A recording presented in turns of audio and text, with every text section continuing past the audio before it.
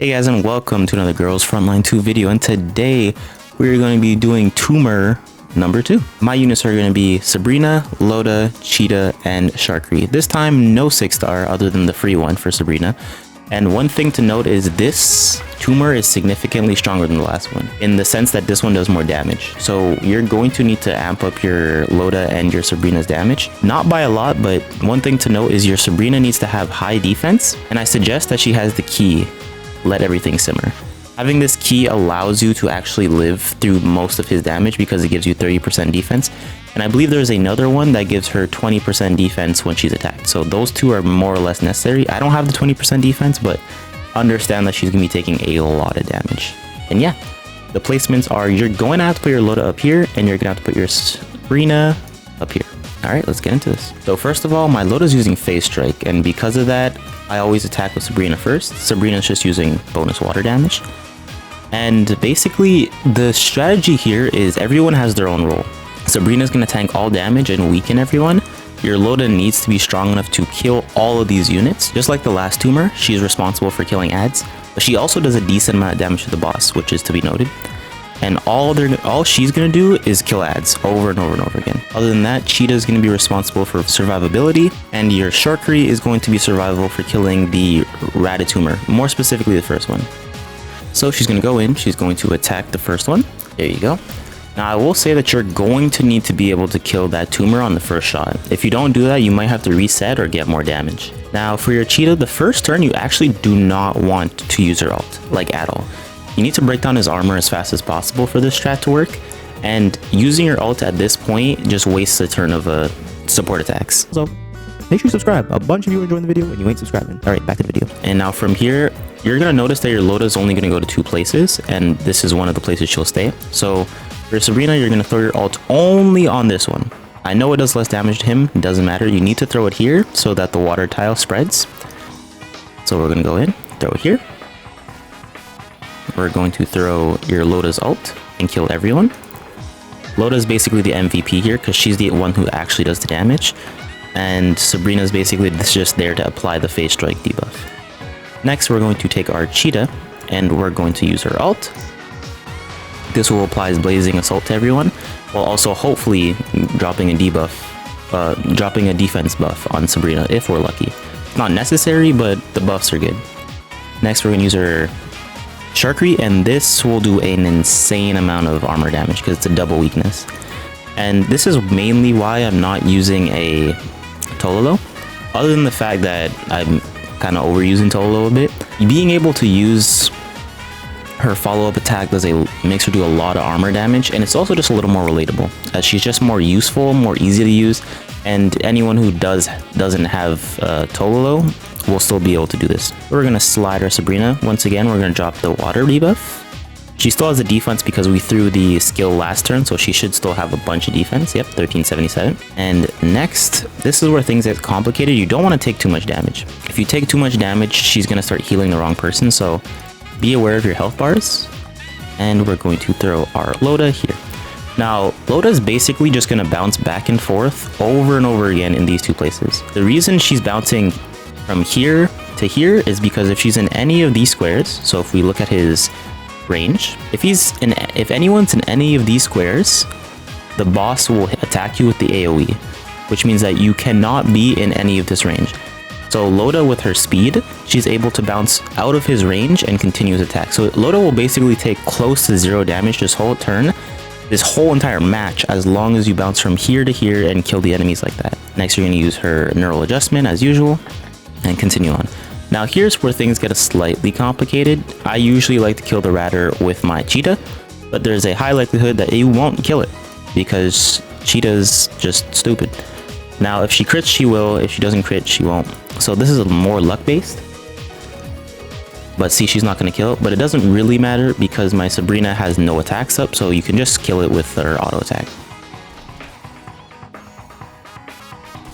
Beautiful. And since Sabrina got full health, she shouldn't take too much damage.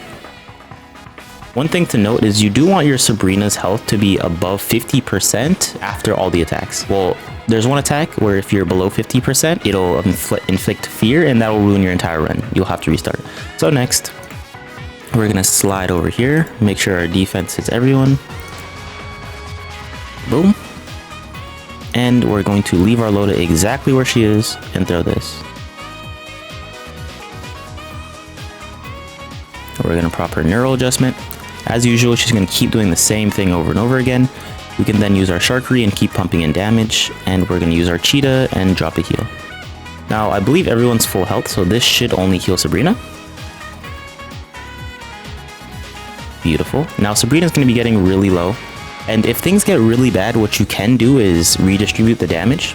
And what I mean by that is you could take someone like Loda, put her, he attacks the nearest enemy, so you can put Loda closer than Sabrina, make her take one hit, so just so Sabrina can get more heals. But that's worst case scenario, so you don't need to worry too much about that, but that's just something to note. Use her Rising Tones, and we're just gonna keep breaking down this armor.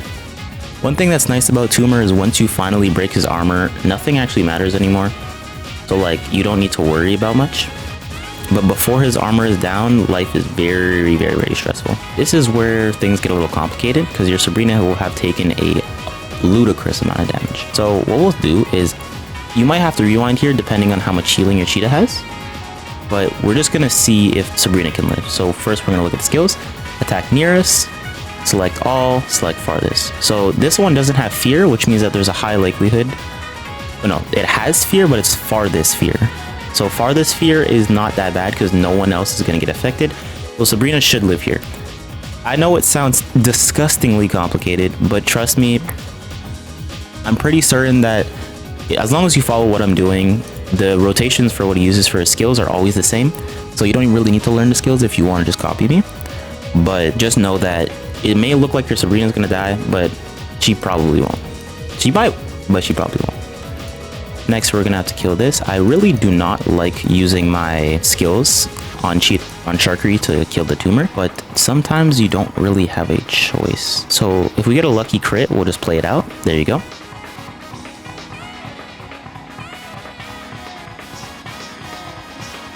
All right, next you're gonna take your Sabrina. You're just gonna keep rotating.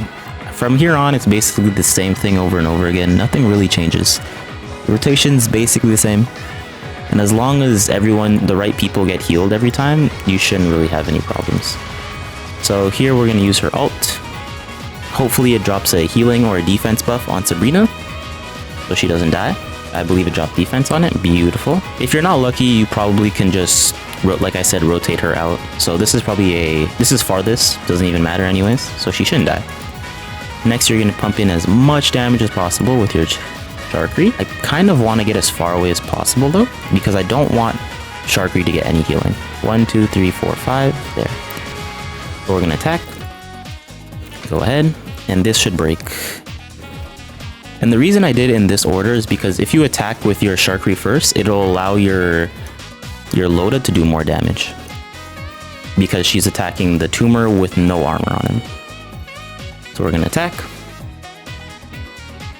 Boom. And now everything you do is going to do a disgusting amount of damage. So from here on, like if you're using maybe like a 5-star unit, their amount of damage they pump out is going to do crazy. So if you're using like a QJ, if you're using a Tololo that's strong, using even a Daeun, like from here on, the damage you do will be enough. Trust me, no matter what you do, it'll be enough. Pretty certain I'm getting to the point where I could just kill the boss, maybe a turn or two. But just to be safe, I'll just play it like I've been the whole time. Do the same exact rotation. We'll throw the water, make sure she has the buff on herself. We'll take our Loda, put her right back in this corner. Use her ult. Kill everything that I can. Beautiful. We're going to use her neural one more time. After this, we're probably just going to pump the boss full of damage because it'll be the last turn. So we'll slide over here. And I can either attack him or the Tumor. If we get a lucky crit, we should be good. Even so, it should be fine. I don't even mind just leaving it there. And we're going to... Actually, no. I could just kill it, just to be safe. This will allow my Sabrina to be full health. Okay, they healed the wrong one. Alright, and from here on, you're good. This one's cutting it pretty close, but as I showed you, I'm not using any units that are actually extremely strong. Even with her dead, doesn't really matter. This is the last turn, so... And she doesn't mine anyways, doesn't do any damage. She's fully spec'd out into defense. So from here on, what you can do is forget about the mobs. You can do a double attack on Loda, just to pump in as much damage as you can. And Loda does, if you have your Loda spec'd out, she does a decent amount of damage, so this will actually do a lot to him. We'll then use our cheetah. And lastly, you can pump out your Sharkry. Since I held off for a turn, she'll do a lot of damage here. And crit. Beautiful.